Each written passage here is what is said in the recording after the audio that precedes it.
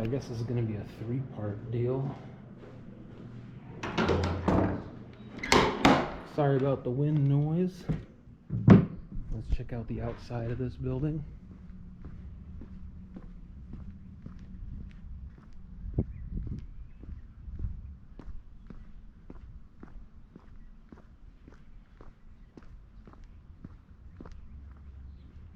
I could not imagine having a statue of myself like that. I just find that odd. So here's his house. Yeah, it doesn't look that big on the outside, you know, but it goes way back. And then they have these outbuildings, and they told me that they're locked, unfortunately, so I can't just go roam around willy-nilly.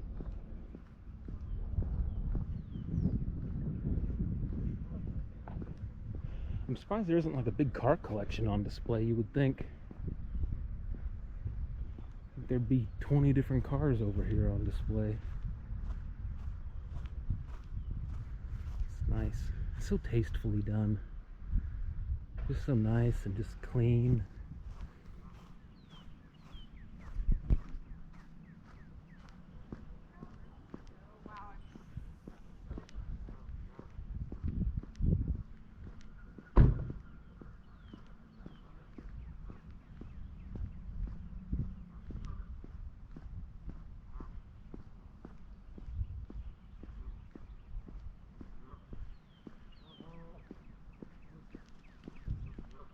So I guess this is basically like an art gallery now, these outbuildings.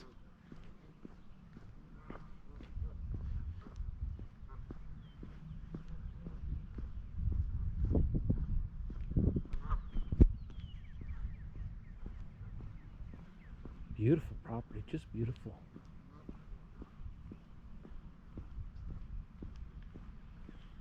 All right, birthplace of interstate oil. There's a museum here called the Conoco Museum in town, but it's never open on the weekend, which really sucks because I really wanted to see that as well.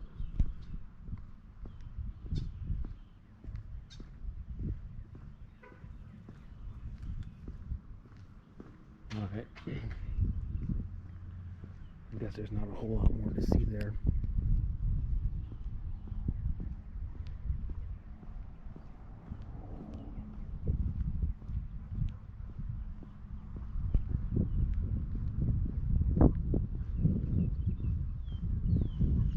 And then here's someone's little cottage.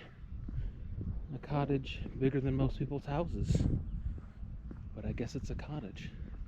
Oh, look at this tiny cottage. Teeny tiny cottage. Look at this.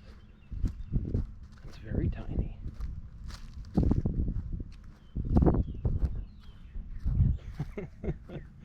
That's funny. That's cute.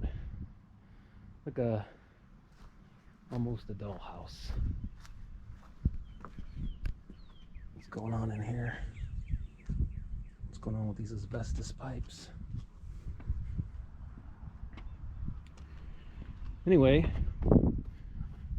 Marland's mansion, second mansion, and I'm on my way to the first one.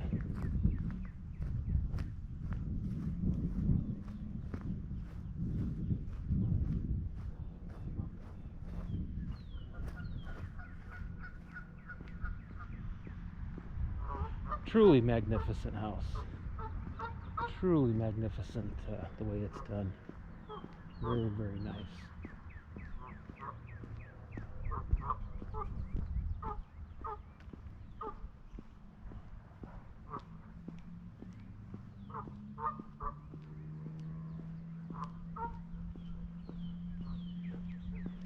You know, if you drive to Ponca City from any direction, it's in the middle of nowhere. I mean, there's nothing near here.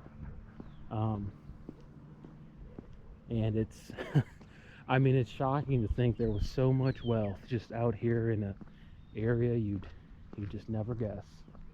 You'd never guess stuff like this existed out here on the prairie.